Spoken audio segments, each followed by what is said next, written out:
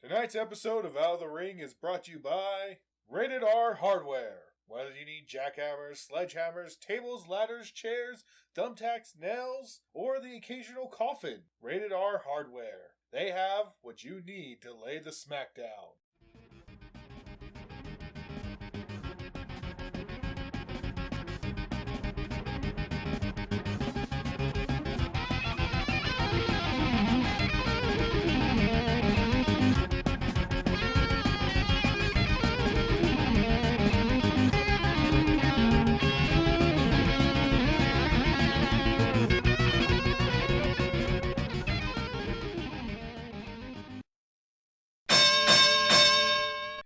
Hello everybody and welcome to this, the .900 episode of Out of the Ring. Today we are celebrating the 900th episode of Smackdown. And I am your illustrious host, Toonstar.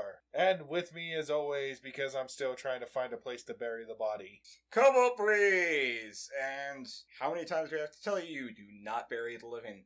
Ow, my ears. Anyway, welcome to Out of the Ring. I do believe I already said that, but I don't care. We're going to welcome you again. And we're going to keep welcoming you until you go away, which you probably already have by now. But for those of you who are still with us, as I said, we are covering the 900th episode of Smackdown on this, a beautiful November 15th, 2016. You know, in 1999, SmackDown had its very first episode. That means in 3 more years, they'll have their 20th anniversary. Which by that time, we hope that they'll have another 100 ever more electrifying episodes. Mm-hmm. And have the 1000th episode. Yes. But the 900th episode just keeps topping every other SmackDown that came before as we continue our march through this new era. And we open tonight with Miz versus Dolph Ziggler for the Intercontinental Championship. A rematch few dared to dream of, and others just kind of hope never happened. Because once again, we have to deal with the Miz. Well, I'm getting ahead of myself.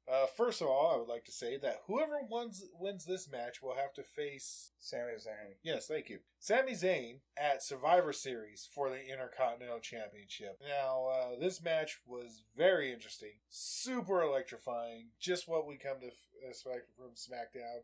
Super fast paced, both competitors competing against each other, you know, countering each other's moves, and The Miz giving his all, Ziggler giving his all, and even with the interference of the newly reformed Spirit Squad, The Miz still couldn't quite make it until they went for the roll-up next to the ropes, and unfortunately, freaking The Miz's girl made a little nudge that the ref didn't catch, allowing Miz to take back the Intercontinental Championship. God, Ziggler, you underutilized, beautiful bastard. Didn't you actually say that you see signs of HBK in him?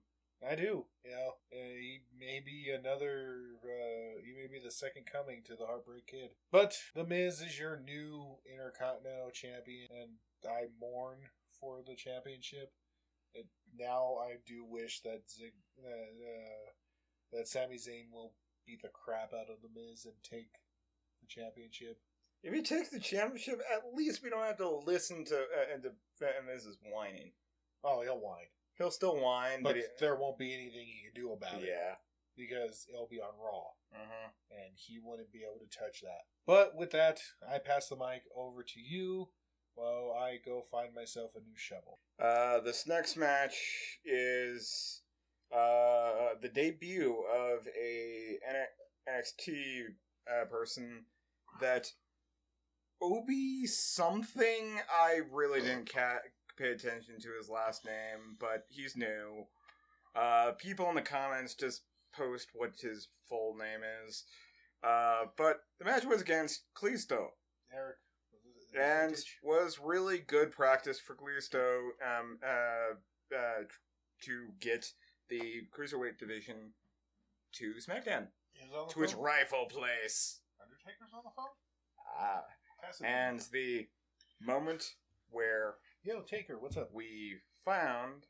Oh, yeah, no, I'm just recording a show. Yeah. Oh, don't worry. My co-host is a retard anyway. He can get through his. Yeah. Dude, do you yeah, mind? I caught the episode. Yeah, we're covering it now. Hold on a second. What? Do you mind? I got the Undertaker on the phone. It was just practice to everyone. It came down to just practice for Kalisto to get the SmackDown Anyway. SmackDown division. No, I can talk. So yeah. And now yeah. when he gets off the phone with the Undertaker. Yeah, no. The next match, dude. No, I gotta let you go, man. No. It was awesome seeing you back on SmackDown. Hope to see more of you. And yeah, no, I gotta go. I'm needed back on the air. Yeah, okay. See you. The next match? Yes, I am back. And the next match was a women's match with Carmella versus Nikki Bella. Nikki Bella, of course, being the captain of the SmackDown team. I don't know about you, but I'm sensing just a little bit of favoritism. I mean, after all, Nikki Bella is married to John Cena, and her sister is married to Daniel Bryan. So yeah, you have that. So some favoritism, but yeah. I'm still wondering what Carmella's issue is. Her attitude problem should have been gone a long time ago, but their rivalry still continues just as fierce as ever. The match was incredibly electrifying, and you'll never guess what happened. Charlotte, Raw's Women's Champion and captain of the Raw's Women team for Survivor Series, shows up, having bought a ticket, and she goaded Nikki, and Nikki just took it to her, and then out came, and then which led to a 10 count out, but freed up the women to just take it to Raw's Women, because Bella started beating on Charlotte, and then all of Raw's Women came out and started beating on Bella, and even Carmella, surprisingly, Carmella got in there and actually helped Nikki Bella. Yeah. And then the rest of the women, of the SmackDown's women, came out, and then both of them just then both teams just going at it, and of course for a while, Nia Jax was just wrecking house, just tossing people around until she went for a charge and just bam, straight into the barricade. It was actually really interesting because she just co-cocked herself and took out just that barricade. Just done.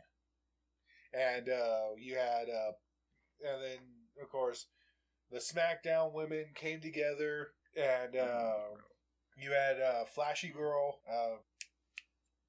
Flashy Girl. Naomi. Yes, Naomi. Just coming in and just wrecking house.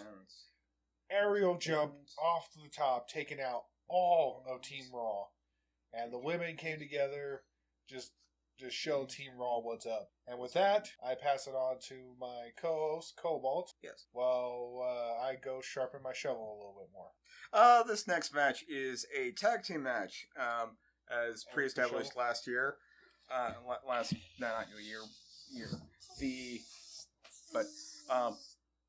Last week it was announced the team SmackDown tag team. So for this match, it was the members of Team SmackDown versus the Ascension, the Headbangers, Spirit Squad, and the Vaudevillains, aka most of the heel tag teams. And I bickered and was like, okay, I haven't seen Breezango lately, so I'm like, oh, that's where they've been. I really do not like their cop get up, but they're flamboyant, and of course I'm flamboyant, but I find it's bad rap for that. So, but the match. What are you talking about? I saw your sexy cop uniform. Lies! But, so there was throws. There was awesome performance from Mojo Rawley in the match. And, both teams actually did wonderful. They did a nice performance. But in the end, the teams representing Team Smackdown won. So, the only thing that's next, my dear Toonstar, is... Yes, what you've all been waiting for. What's been hyped up for the past few weeks. The special guest stars of SmackDown Live. We introduce you to first, the rated R superstar, Edge! Edge showed up for one more edition of The Cutting Edge. And he could seriously use a cutting edge for that beard. I actually dig a bearded Edge. You would. Hey, I dig beards in general. Besides you, you're an exclusion to the joke. I don't have a... But fluff. You have the fluff. Okay. You're the one that everybody hides in. I will never understand why everyone suddenly creates pocket space in my fluff. Anyway. Phenomenons. And congratulations, Rhino, for winning at your office. Yes. You know, I don't normally like politicians, but, you know. Hey, he's the second since Jesse Ventura. Yes. Who was Minnesota's? It doesn't matter. Yeah. Anyway, so Edge shows up, it does a cutting edge, and of course, he shakes the hand of the one man who personifies SmackDown more than anybody else. The Undertaker? No. I mean, The Undertaker personifies the sports entertainment in general. I mean, the one man who never give up means something. John Cena? No, dude, I'm talking about the one, the only, James Ellsworth! Oh, yeah, right. Yes. A man who proves that SmackDown is truly a land of opportunity. I will never get around why he just... His chin, it's there, but it's not there. Kind of like your brain. Anyway. Hey! There we go. That's why sometimes we call him 5-second Cobalt. Anyway, so after shaking the hand of James Ellsworth, he talked a little to Randy Orton. Just doesn't seem to be there, much like Cobalt's intelligence. Hey! And then, of course, the current Dark Man of the WWE, Bray Wyatt, talking about how there will be an even more vicious Viper at Survivor Series. We will see. Yes. But, of course, AJ Styles had to get into his thing of things and also start talking badly about his teammate Dean Ambrose. These two have quite the animosity for each other. And but before the argument could escalate into a full-out brawl, the lights went out and we heard the bells. Yes. And the chants and the dirge that signals the coming of the dead man, the Phenom. Ladies and gentlemen, he is the Undertaker. Yes, the Undertaker has come back to SmackDown, and he layeth the law, as he is the man who taketh souls, and is the man who gives the tombstones. And he stood in that mythical ring and said, WrestleMania will no longer define who he is. SmackDown will be his home, and that failure should not be feared. But should they fail, they will have to fear the dead man. So Team SmackDown only has one option: to make Team Raw rest in peace. And with that ended one of the most epic nights in SmackDown history. And as we covered this, we will cover SmackDown's 1000th episode and many more great episodes to come. I have been Toonstar. And I have been Cobalt. And I don't want to get back in the ground. You'll have no choice. Damn it. Good night, everybody. Once again, this episode of Out of the Ring has been brought to you by Rated R Hardware Store. Whether you need a table, a ladder, a chair, or even the occasional money in the bank briefcase, Rated R Hardware Store is the store for you. Conveniently located at the edge of town.